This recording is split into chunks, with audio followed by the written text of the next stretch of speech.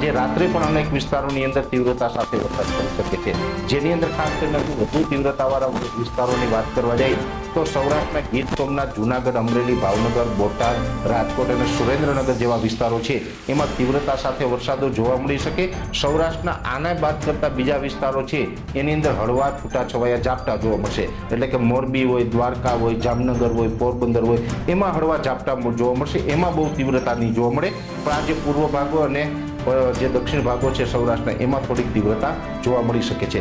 કચ્છની અંદર પણ હવે મોટા વરસાદનો ખતરો ટળ્યો છે, છતાં પણ કચ્છની અંદર આવનારા 2 દિવસ સુધી, આવતીકાલે 9 અને પરમ દિવસે 10 તારીખે 2 દિવસ સુધી હળવા સામાન્યથી મધ્યમ ઝાપટાઓ નોંધાશે. એ પછી જે મધ્ય ગુજરાતનો વિસ્તાર છે જેમાં અમદાવાદના અમુક વિસ્તારો હોય, આણંદ, નડિયાદ, ખેડા અને વડોદરા જિલ્લો, ખાસ કરીને ખંભાત લાગુ વિસ્તાર છે, ખંભાતનો અખાત છે, એનાથી 70 થી 75 કિલોમીટરના એરિયામાં જેટલા તાલુકાઓ આવે છે એ તમામ તાલુકાઓની અંદર પણ આવતીકાલે 9 તારીખે સવાર સુધી તીવ્ર માવઠું થવાની શક્યતાઓ રહેલી છે.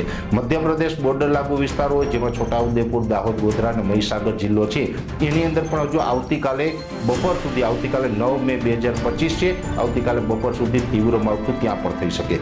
દક્ષિણ ગુજરાતની અંદર ઓલ ઓવર હવે 2 દિવસ સુધી છૂટાછવાયા અને સામાન્ય ઝાપટા નોંધાય એવી શક્યતાઓ છે. દક્ષિણ ગુજરાતમાં હેવી વરસાદ હવે કદાચ જોવા નહીં મળે.